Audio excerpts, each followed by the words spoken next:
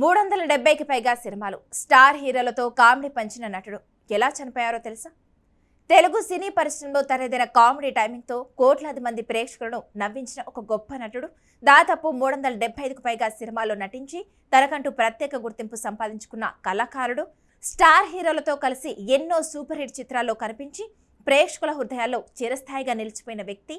కానీ కెరీర్ మంచి పీక్స్లో ఉండగానే ఆయన జీవితానికి ఊహించని ముగింపు వచ్చింది. ఇంతకీ ఆ నటుడెవరు? ఆయన సినీ ప్రయాణం ఎలా ప్రారంభమైంది? చివరకు ఎలా మరణించాడు? ఇప్పుడు తెలుసుకుందాం. తెలుగు సినిమా చరిత్రలో సహజమైన హాస్య నటనకు చిరునామాగా నిలిచిన నటుడు పీలా మల్లికార్జునరావు. తెరపై కనిపించిన కొద్దిసేపటికే ప్రేక్షకుల ముఖాల్లో నవ్వులు పూయించగలిగే అరుదైన ప్రతిభ ఆయన సొంతం. ప్రత్యేకమైన విశాఖ యాస, అద్భుతమైన డైలాగ్ డెలివరీ, సహజమైన నటనతో ఆయన ఎన్నో మరపురాని పాత్రను పోషించారు. చిన్న పాత్రైనా పెద్ద పాత్రైనా తనదైన శైలిలో నటించి ఆ పాత్రకు ప్రాణం పోసేవారు. 1950లో అనకపల్లి సమీపంలోని గౌరపాలెంలో జన్మించిన మల్లికార్జునరావు సాధారణ కుటుంబంలో పెరిగారు. ఆయన తండ్రి పీల పోతునాయుడు స్వాతంత్ర్య సమరయోధులకు ప్రభుత్వం ప్రకటించిన ఆర్థిక ప్రయోజనాలను కూడా తిరస్కరించిన నిజాయితీ గల వ్యక్తిగా ఆయన పేరు సంపాదించారు. అలాంటి విలువల మధ్య పెరిగిన మల్లికార్జునరావులో చిన్నప్పటి నుంచే క్రమశిక్షణ, సేవాభావం, కళలపై ఆసక్తి పెరిగింది. చదువు కంటే నాటకాలపై ఆయనకు ఎక్కువ ఆసక్తి ఉండేది. స్కూల్ రోజుల నుంచే వేదికపై నటిస్తూ ప్రేక్షకుల ప్రశంసలు అందుకున్నారు. దాదాపు 50 నాటకాల్లో నటించి తన నటనకు మెరుగులు దిద్దుకున్నారు. లెక్కలు తెప్పించి తెచ్చిన చిక్కులు అనే నాటకం ఆయన తొలి రంగస్థల ప్రదర్శనగా నిలిచింది. అక్కడే ఆయనలోని నటుణ్ణి పలువురు గుర్తించారు. సినిమాలోకి రాకముందు ఆయన జీవితం కూడా ఎంతో ప్రత్యేకంగా సాగింది. అనకాపల్లిలో గౌరీ వ్యాయామశాలను స్థాపించి వెయిట్ లిఫ్టింగ్ శిక్షణ ఇచ్చేవారు. స్వయంగా వెయిట్ లిఫ్టర్గా అనేక పోటీల్లో పాల్గొన్నారు. 400 మందికి పైగా యువకులకు శిక్షణ ఇచ్చి మంచి క్రీడాకారులను తయారు చేశారు. అదే సమయంలో ఏవిఎన్ ఆసుపత్రిలో ఉద్యోగం చేస్తూ కార్మికుల హక్కుల కోసం ట్రేడ్ యూనియన్ను ఏర్పాటు చేసి వారికి అండగా నిలిచారు. ఆ తర్వాత చిక్కాల నారాయణరావు ద్వారా నటుడు రావు గోపాలరావుతో పరిచయం ఏర్పడింది. ఆయన సూచనలతో సినిమాల్లో నటన ఎలా ఉండాలి, రంగస్థల నటనకు సినిమా నటనకు మధ్య ఉన్న తేడా ఏంటి అనే విషయాలను నేర్చుకున్నారు.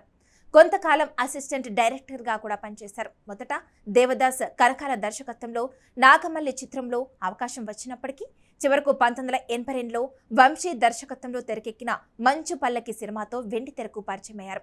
మంచు పల్లకి సినిమా షూటింగ్ చివరి దశలో మల్లికార్జునరావు నటన చూసి దర్శకుడు వంశీ ఎంతో ఆకట్టుకున్నారు. అందుకే ప్రత్యేకంగా ఆయన కోసం ఒక సరికొత్త సన్నివేశాన్ని క్రియేట్ చేయించారు. అదే ఆయన ప్రతిభకు మొదటి పెద్ద గుర్తింపైంది. తర్వాత వంశీ దర్శకత్వంలో వచ్చిన లేడీస్ టైలర్ సినిమాలో బట్టల సత్తి పాత్ర ఆయన కెరీర్ను పూర్తిగా మార్చేసింది.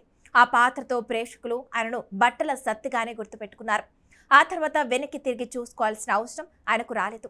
వంశీ, ఈవివి సత్యనారాయణ వంటి దర్శకుల సినిమాల్లో వరుస అవకాశాలు అందుకున్నారు. హలో బ్రదర్, ఎవడిగోల వాడితో పాటు ఎన్నో విజయవంతమైన చిత్రాల్లో స్టార్ హీరోలతో కలిసి నటించారు. కామెడీ పాత్రలోనే కాదు, క్యారెక్టర్ ఆర్టిస్ట్గా కూడా తన నటనతో ప్రత్యేక గుర్తింపు తెచ్చుకున్నారు. మొదట్లో రావు గోపాలరావు శైలిని అనుసరించినప్పటికీ తర్వాత తన ప్రత్యేకమైన విశాఖ యాసను జోడించి పూర్తిగా తనదైన స్టైల్ను రూపొందించుకున్నారు. అదే ఆయనను ఇతర హాస్య నటుల నుంచి ప్రత్యేకంగా నిలబెట్టింది. దాదాపు 375కు పైగా సినిమాల్లో నటించి తెలుగు ప్రేక్షకుల హృదయాల్లో చిరస్థాయిగా నిలిచిపోయారు. సినిమాలతో పాటు రాజకీయ, సామాజిక రంగాల్లో కూడా ఆయన చురుగ్గా పనిచేశారు. చిన్నప్పటి నుంచే ఎన్టీఆర్ అభిమానిగా ఉండి అభిమాన సంఘాన్ని ఏర్పాటు చేశారు. తర్వాత తెలుగుదేశం పార్టీ కార్యకలాపాల్లో కూడా పాల్గొన్నారు. ప్రజలకు ఉపయోగపడే కార్యక్రమాల్లో తన వంతు సహాయం అందిస్తూ మంచి వ్యక్తిగా గుర్తింపు పొందారు. అయితే అందరినీ నవ్వించిన ఒక గొప్ప నటుడి జీవితంలో చివరిలో విషాదం చోటు చేసుకుంది. ఆయన క్యాన్సర్ వ్యాధితో బాధపడుతూ చికిత్స పొందారు. అనారోగ్యం మరింత తీవ్రమవడంతో 2008లో తుది శ్వాస విడిచారు. ఆయన మరణ వార్త తెలుగు సినీ పరిశ్రమను తీవ్ర దిగ్భ్రాంతి గురిచేసింది. ఎన్నో సినిమాలో తన హాస్యంతో ప్రేక్షకులను నవ్వించిన నటుడు ఇలా అకాల మరణం చెందడం అభిమానులు కలిసివేసింది. మల్లికార్జునరావు ఈ రోజు మన మధ్య లేకపోయినా ఆయన నటించిన పాత్రలు మాత్రం ఎప్పటికీ సజీవంగానే ఉంటాయి. ప్రతి సినిమాలో ఆయన చూపించిన సహజమైన నటన, కామెడీ టైమింగ్, విశాఖ యాస, సరదా సంభాషణలు తెలుగు ప్రేక్షకులు ఎన్నటికీ మర్చిపోలేరు. ఆయన నవ్వులు పంచిన ప్రతి సన్నివేశం ఈ తరానికి మాత్రమే కాదు, రాబోయే తరాలకు కూడా చిరస్మరణీయంగా నిలిచిపోతుంది.